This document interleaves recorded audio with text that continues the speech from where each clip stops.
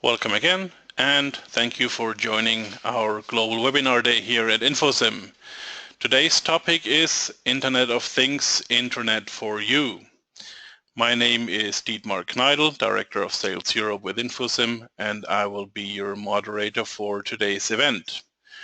Joining us from his office in Boston, Massachusetts as today's guest speaker is Shamus McGillicuddy, Senior Analyst for the EMA.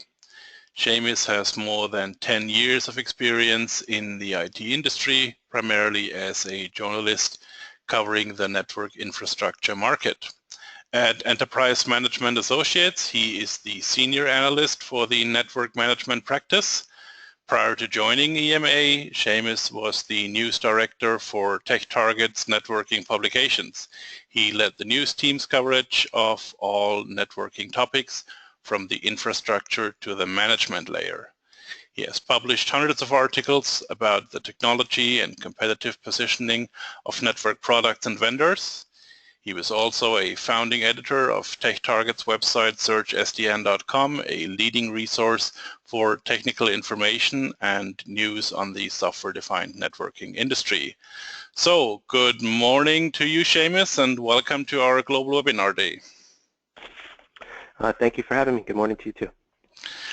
Also joining us from our headquarter office here in Würzburg, Germany is our CEO and also a founding member of Infosim, Dr. Stefan Köhler. Stefan is a graduate from the University of Würzburg with a doctor's degree in computer sciences and also a degree in physics.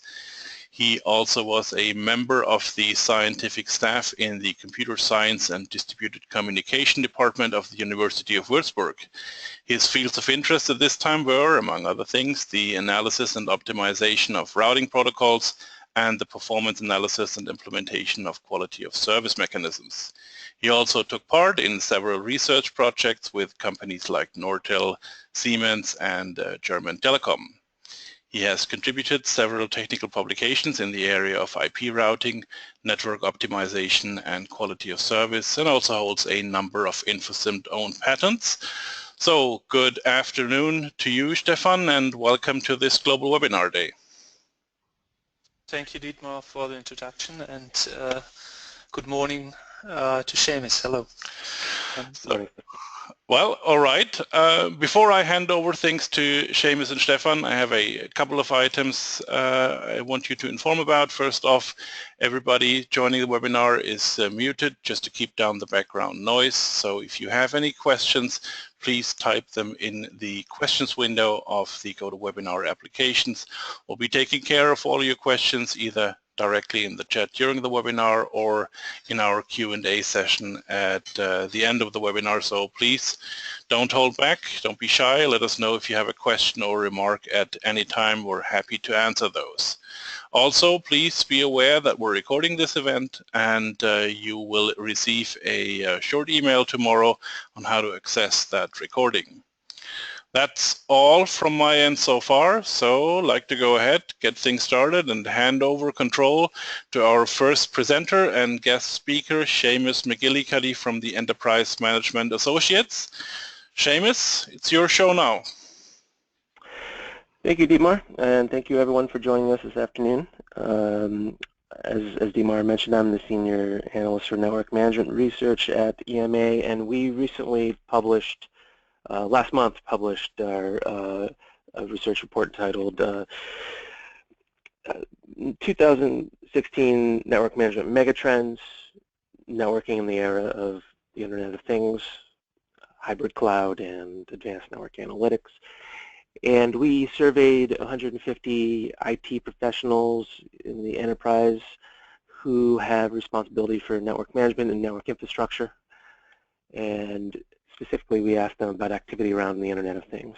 Before I explore what they told us, I would like to just offer a definition of sorts. This is roughly the definition we offered them when we asked them questions for our research. We defined the Internet of Things as a network of everyday objects that have sensors, controls, network connectivity, all of which allows them to collect, send, and receive data. These devices can include anything from consumer gadgets, whether it's a wearable technology of some kind, to durable goods, industrial equipment, buildings, smart building technology, vehicles, transportation networks, utility networks, and so on.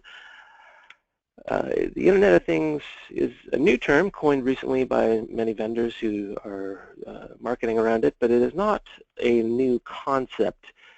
For instance, we saw supervisory control and data acquisition systems being added to IP networks more than a decade ago, and I was writing about the risks of that more than a decade ago when I was a journalist.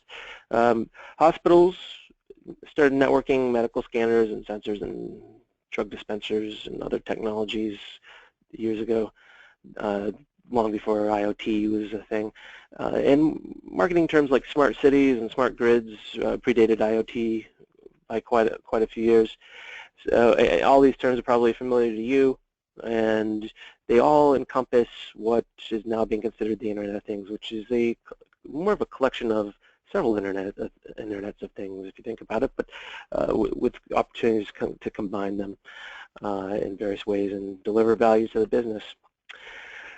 To reinforce the fact that IoT is nothing new, we established that the Internet of Things is driving IT decision-making already and also impacting enterprise networks. EMA asked network managers what broad IT initiatives drive their network management priorities today. And the Internet of Things emerged as the second most influential initiative, with 37% naming it as a top influencer. The only initiative that was more influential in network management decisions was simple server virtualization at 49%. I think number 2 was internal cloud transformation. So you can see there that the Internet of Things is clearly influencing how they make decisions around network management. And then we also asked them what kinds of applications were significant sources of traffic on their networks today. And more than half, at 55%, said that the Internet of Things was there creating significant traffic on their networks. Even more defined or pronounced, that is, in certain verticals that we saw in our research. 88% of the retail, wholesale, and distribution companies that we surveyed said they were seeing significant IoT traffic, and 62% of financial companies, banking institutions, and insurance companies were also being impacted significantly. So it's pretty clear that IoT is in the enterprise today in whatever shape it might be. And when you look at it from the perspective of the network infrastructure team, the vast majority of networking teams are already providing connectivity to IoT initiatives. 87% of the individuals in our research told us that they're providing IoT connectivity to at least one IoT initiative. Large companies were much more active. Those companies with more than 5,000 global employees, pretty much all of them are doing it, 94%. And small companies, too, are very active, but not quite as active as the overall market, with just almost three-quarters of them being impacted. How do network infrastructure teams provide that connectivity to their IoT initiatives? Slightly less than half, at 47%, said they were connecting IoT via the corporate network. 22% said they're maintaining a dedicated IoT network for all their IoT initiatives. And then 17% said they were leveraging both the corporate network and the IoT network, which actually is indicative of a couple things. The corporate network doesn't reach everywhere that they might need it to reach. And also, they may have more than one IoT initiative, where one initiative requires access to the corporate network or can be served by the corporate network as it is, and another one might require a new network that's dedicated to it. Which brings us to the next slide, where we find that most network teams are usually supporting multiple IoT projects today. 85% of network teams said that they support multiple projects. 47% said they're supporting 2, 38% said they support 3 or more. Most large companies have 3 or more, 52% of them. And small companies are usually a little more modest with their IoT initiatives, nearly 3/4 saying they have just 1 or 2. And the network infrastructure team is essential to IoT implementation. We find that they usually lead on these projects. 61% of network infrastructure teams play a leadership role. 46% said they are leading the planning and implementation of every IoT initiative in their company or organization. And 15% said they lead on some initiatives but not others. 37% networking teams said that they are playing just a contributing role, and only 2% of them said that they play no role in planning and implementation. Instead, they are asked to support the implementation after it's complete. Clearly, that's not the strategy that most enterprises take. Most enterprises want their network infrastructure teams involved either in a leadership or supporting role, and it's pretty clear that that makes sense given that the network is basically the backbone of an internet initiative. So we asked them what kind of applications they're pursuing with networking, with IoT. And some of these will very clearly emerge or very apparent to you are very vertically specific. Obviously retail, which is something that slightly less than a third of companies were doing. Consumer goods is obviously vertically specific, health and body, municipal and utilities, environmental monitoring, agriculture at the very bottom, obviously extremely vertical specific and only being implemented by less than 1 in 10 of the research sample. The most popular technology is or application for IoT is actually something that very obviously every single enterprise could leverage, and that's networks and communications at 45%. Now, networks and communications, you might think to yourself, well, that's the network. That's what connects the things on the IoT. It's not an application in and of itself, but clearly the research participants in this study saw things differently. My interpretation of that is they're doing any number of a variety of things, everything from more advanced and sophisticated approaches to inventory management, also perhaps more advanced approaches to energy management and figuring out how to become more efficient with how their network infrastructure is consuming power. It probably also is applicable to video conferencing equipment and other endpoints, fixed endpoints that they could be applying analytics to in terms of how video conferencing is being consumed in a company. Mobile devices are a very ripe opportunity for IoT, whether they be smartphones or maybe even a wearable technology. Applying location-based services to mobile equipment is a very good opportunity for an IoT initiative. The number 2 initiative or application targeted here is security and public safety, and then number 3, logistics and transportation. Those are, or tied for number 3, logistics and transportation. Those are ones that are applicable across enterprise segments.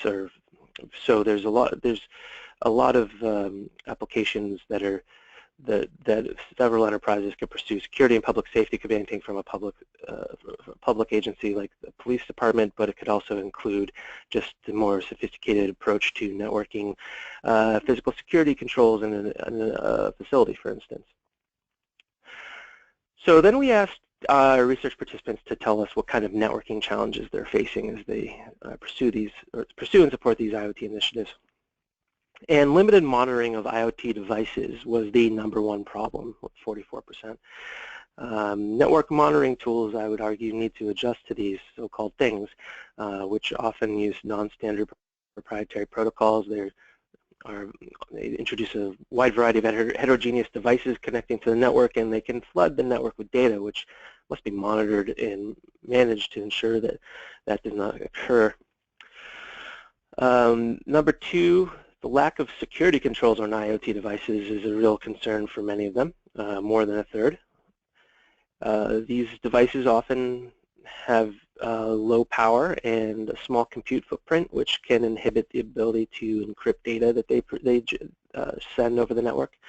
Many of these things are cheap and disposable, but the data on them can persist even after they're taken out of service, and manufacturers of things are not trusted developers of secure operating systems. In most cases, you do not expect car manufacturers, for instance, to be very adept at patching the operating system for their vehicle control systems on a regular basis.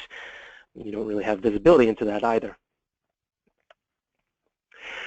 The number 3 and number 5 challenges for network professionals are related. They have to do with the network not being up to the task of supporting an IoT initiative. 36% of respondents said that they struggle with limited network connectivity, which is attributable to the fact that many IoT devices are located in unusual places where you may not have many options. Wearable technology can move anywhere. Livestock sensors and forest fire detectors and positive train controls, those are all often in very remote areas where the only options for connectivity might be dial-up connection or a satellite connection. It's clearly a challenge to many of these organizations. And then 33% said that IoT is creating network congestion. I mean, it's a lot of small amounts of data being sent from multiple devices. This can create explosive data growth if you're not careful about being selective with what data you allow to be backhauled to whatever repository you're using. So we've seen some vendors come out with technologies that make the network edge smarter about that. Then the number 4 challenge is the presence of proprietary non-standard IoT protocols. 35% of respondents are struggling with that. Many IoT implementations use standard protocols for connectivity to the network, not all, but many IoT solutions use proprietary protocols for provisioning and configuration, authentication, and messaging. Those can be difficult to manage from a network perspective.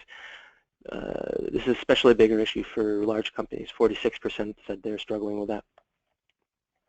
Another note on large companies, we saw several non-technical issues that were generally considered non-issues by most of our research participants, but those in the larger companies, based on slices of data, indicated they were more likely to struggle with these non-technical issues. So I thought it'd be important to sort of highlight them here and make sure that network teams at large companies are aware that they need to have strong leadership across IT and the business when they are tackling an IoT initiative. Large enterprises told us that they're much more likely to struggle with process and political issues, both with other IT domains and with other business and enterprise constituents. 29% said they're struggling in both of those issues. And then a small number, 19% of network teams at large companies said that they lacked means of or processes for measuring IoT success. So these all point to better planning, better leadership, better vision at the outset of a project. Finally, we asked networking professionals what kinds of network technologies or network-related technologies they were adopting to support IoT initiatives, and the majority said that they were adopting new security controls, which is not very surprising given the fact that so many of them were worried about a lack of security controls on IoT devices, and also the lack of management capability, the inability to manage IoT devices was a problem, and we see here that 48% are telling us they're adding new IoT device management systems, 40% are adding new IoT performance monitoring systems. Being able to manage IoT devices and monitor the performance of their applications are very important to a significant number of enterprises. Network expansion and growth is also being addressed. As we mentioned, bandwidth utilization and a lack of connectivity are challenges, and here we see 47% said they're upgrading bandwidth and 43% said they're adding new connectivity. And finally, IoT protocol adoption. All those proprietary protocols are struggling with, they're also adopting them. 33% said they're adopting new protocols in spite of concerns about a lack of standards. So in conclusion, IoT is here, and pretty much every network manager, network engineer, network professional needs to be prepared. Most enterprises, as we see, are already involved in IoT. They have multiple initiatives going on as well, and the network team usually leads, or most often leads the planning and implementation of them, or at least is playing a supporting role. They are deeply involved from the beginning. IoT device management, monitoring, security, standardization are all significant challenges. You're not alone if you're concerned about those issues or struggling with them. Enterprises are adopting new security controls, management systems. They're growing their networks. They're upgrading networks to support IoT. And that is, those are the results. I hope this was helpful to you, and I thank you for taking the time to listen to me. And now I'm going to turn it over to Stefan. Thank you very much, Shamus. I'm just going to switch over the screen to Stefan. Just give me a second. All right, Stefan, this is your screen now. Thank you, Shamus. And based on the information we get from Shamus, I want to present the view of Infosim to the Internet of Things. And yeah, Shamus already mentioned it's already there. So you're not astonished that we have already success stories which we can present. And first of all, StableNet is ready by design for the Internet of Things because we are covering fault performance and configuration in one framework, and we already have in most of the customer installation parts you normally cover under the subject Internet of Things, like temperature, smoke detector, banking machines, power usage, cameras, financial data, and so on. And different customers using these kind of data already in StableNet, not to the highest amount you expect in the Internet of Things, but in principle you get all the data already in StableNet and using it, and you have all the interfaces for it. And one important thing is the flexibility in the interfaces, and I want to present you 2-3 things we did in the last 15 months to improve StableNet to fitting better in this environment. And one was the extension of our interfaces. You know that we have done a lot of work in the REST API, but also the ASR APIs we extended a lot, that on the south and northbound you can easily integrate and can get information from different vendors in the IoT environment and different protocols and different APIs, because we have here a very flexible system to import all the data in StableNet. The other big step on the way to the Internet of Things for us was the port of the agent to an ARM-based device. We are using a Banana Pi. I think most of you know the Raspberry Pi, which is very popular. It's a small PC, Linux-based, on a very cheap board, just 35 euro. You can get it everywhere, and you can do a lot of things already. It's powerful enough to work, program, and the main advantage of the small computer are the I/O interfaces, so you can connect these to the outer world, like with sensors, like controlling your home automation and so on, and that's a really, really helpful device. The disadvantage are for us the small or the 100 Mbit interface, which is not fast enough, so we decided to go to a similar one, which is the Banana Pi, which leads to better network performance, but overall it's nearly the same computer and offers you the same possibilities. Also the I/O interfaces are nearly similar, so you can reuse a lot of things you have on a Banana Pi. And this transformation was a very, very important process, because now we can control and manage this kind of environment with a very, very cheap agent. This agent can be placed wherever you want, and the amount of agents are anyway very flexible, and you can go to a very high number, and one of these controllers then could control 1,000, 2,000 of the IoT devices, and doing also the data collection. And because the power consumption of this agent is very small, it's a perfect device to use this box as a data collector for the Internet of Things and distribute them. And there's another one which I just want to point out. That's a website of the Raspberry Pi project, and you see here the different models. One is very important, I think, for the Internet of Things. That's the Raspberry Pi Zero.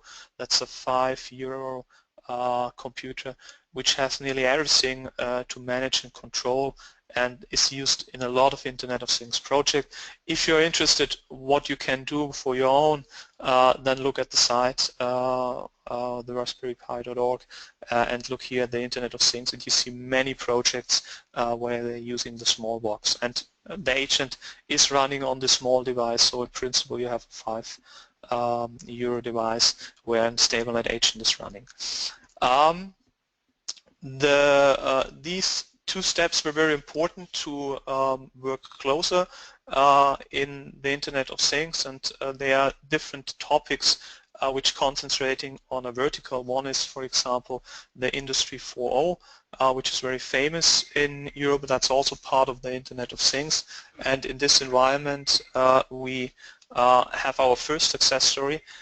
We received the Best Paper Award from the Telemanagement Forum, which was just happening in Nice, and we were part of a catalyst with two partners. One is Enterprise Web and the other one is TWI, and we more or less simulated a full workflow controlling a robot.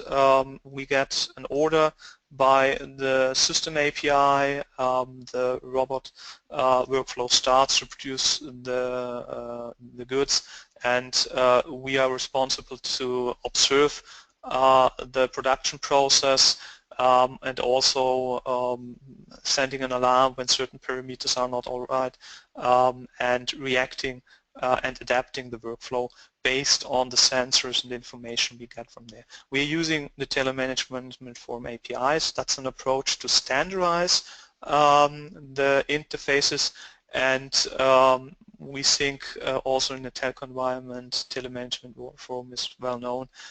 It might be a good standardization approach which might be successful. But it should more or less show that we can interact with a lot of APIs in a very flexible way. And one important point in this environment is to visualize the workflow, the process, and you see here a StableNet dashboard which was used in the demonstration environment, and you see here the machines which were involved with the camera, and you see here the status of the actual process, and you see here active just switch to idle or on error state, and these elements were presented live. And in the Internet of Things it's also important where the small pieces are located, so for sure you could also use the information and locate these devices on a geographical map. It's important if you have a workflow process not only to have these devices everywhere, it's also important that you can control it from everywhere, and so you need a mobile environment to see the status, to make a drill down, to analyze, to immediately react when an alarm happens, and that was done in this test environment by our mobile app, and you see here also the screens live on an iPhone. We are also offering the same for Android, so in principle you're designing the workflow once and then you have the visualization on your mobile device. The other example which is running here in a smart home environment, our CTO is controlling his house with Banana Pi, and he has several sensors and several elements he's directly connecting to. He's also controlling his heating machine in the cellar and optimizing it, and he's controlling the in and outer temperature, the heating control, the power usage, and the webcam based on certain events that he's storing the pictures. And you see here the live environment with the different elements where you see the fridge, where you see the outdoor, and where you see the measurements here. And here's an example over a long term with two screenshots from his environment, and in the first one you see you're under 0 degree and you see snow outside, and then some days later weather is getting better and you see the snow disappear and the temperature rises. And based on this you can do a lot of controlling and optimization. In this case you could optimize the heating process based on the outer temperature and can immediately influence them based on certain parameters, certain data you get by the small devices which are around you. What is our vision for this environment? And as Shamus mentioned, it's more or less a new term, and it's not a new concept, but I think the name will lead to a dramatic movement because the devices are getting smaller, the possibilities are getting better, and the price is coming down. So it's getting more and more interested, or it's getting more and more attention from companies to use these small devices and optimizing their workflow. And the shift is that you get information from everywhere, from everything, and you can get it every time. So the placement of these different small devices, of these sensors, allows you to understand the environment and to get the information which was former times nearly impossible or too expensive. Then we have a lot of movement in the big data correlation business. Together with the information you're collecting here, you get totally new capabilities. Then the improvement of the business intelligence by having a control loop, by controlling things, you have better possibilities that based on the information you can start optimizing and controlling your environment in a better way. And more information also leads to less risk. For sure, security is a very important topic and is a big risk when it comes to the Internet of Things, but when you look from a different side, you have less risk because you have more information. As it's more information, as better you can understand the situation where you are, and as better you can do your decisions. And that's why we have the opinion that also not on the security area but on the process area the risk will go lower. And what is our vision in the Internet of Things? We want to be, or StableNet should be, the central control and management system for the Internet of Things. And we want to give you all the information at your fingertips based in StableNet, and we have different ways to get there, where we already show you certain things which are live and working, but there are certain topics we are working on, and we are looking forward to give you here more flexibility. One topic we are working with our tagging concept at the moment is the tracking of the IoT devices and the asset management.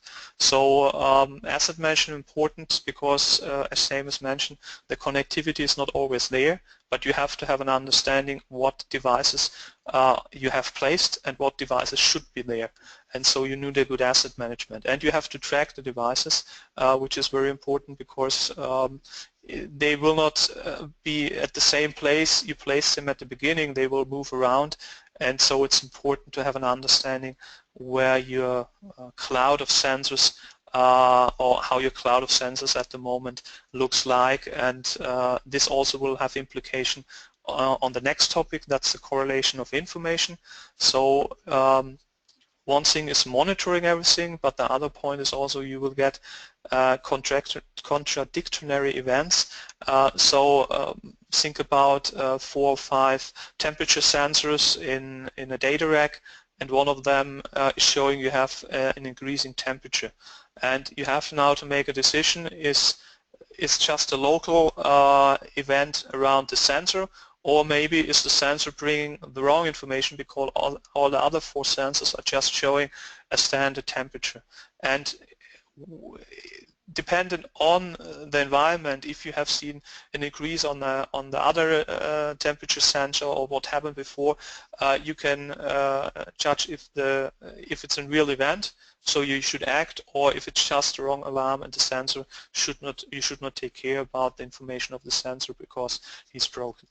Then the data collection, for sure, you need a reduction of the data. You will get more and more data, and you are not interested to see all the parameters and all the events. You're normally interested to do something with the data and to reduce the amount of data to useful KPIs and to useful information you can use in your workflow. And also, for example, submitting this information to billing systems. When you have smart metering, it's clear this information should be transferred to a billing system, and it gives you new opportunities, for example, using the energy at the time where it's cheap, and starting processes which are very energy intensive. Then on the workflow side, we already did a lot of things. Most of the things you see here are already in the product. You can have defined rules and dependencies, so you can trigger certain events based on events you see in the network. You can integrate the concept in a workflow like we show you with the robot, and you can visualize your workflow in StableNet and use this visualization, for example, in the NOC to monitoring your IoT environment. And the most important point is you can trigger based on the data you get external events like we did with the robot. When certain parameters are not in the range, then we are stopping the production process, or we are alarming someone that he should have a look, that it might get critical, and you can do a proactive management in your environment. And last but not least, the provisioning and observation area. In the provisioning environment, it's very clear: set up all the IoT devices, maintaining them, and coming back to the security risk, doing configuration and firmware updates, which is very important in this environment because in principle they can lead to a lot of risk if you don't set up the devices properly. And as more devices you're getting, as better you need an automation and provisioning engine to set these kind of devices up, and doing here the update. Good. Not stressing the time too long we have for the webinar, I just want to jump to my last slide, how we get there. We are very happy to realize our vision with you, with the customer and partners. That's an important point for us because, as you have seen, we already have a lot of elements, and we already have realized with different customers already different IoT scenarios. But for sure, this market at the moment is accelerating, and more and more interesting workflows, more and more interesting concepts are coming up, and we are happy getting the input, getting this information, and covering these scenarios with StableNet. So that's also our plan. The vision is there. We know also to go there, and working on dedicated project with you, like we did, for example, in the Telemanagement Forum in Nice, where we get the reward. Thank you very much for the time. I hope you get an interesting view in the IoT world. In general by Shamus, more focused on StableNet by myself, and yeah, want to hand over to Dietmar. Thank you very much, Stefan. So it's time for the Q&A. We're going to keep this Q&A a bit short because we've overstepped our time limit by almost 10 minutes now. So just a quick note about the slides we've used for this webinar. I've uploaded a PDF version of the slides to the handout section, so you can download the slides right now of your GoToWebinar panel. And also, thank you for changing the slides, Stefan. We have a lot more information, as you know, on our website, so feel free to dive in the resource section and help yourself. Now, about the questions, there were a number of questions, and this is a question for Shamus about the survey data that you were referring to in your slides. our attendees would like to know if that data is available somewhere. I think you've mentioned that this is some sort of a report, but maybe you can elaborate on this. Yes, the Network Management Megatrends 2016 report. It's a research project we do every 2 years to track what sort of major trends in the technology industries are affecting network management tools and processes. It's available for download behind the paywall in our research library at the EMA's website, which is emausa.com. I believe there will be a link to it also in the slides that you can click on to reach it as well.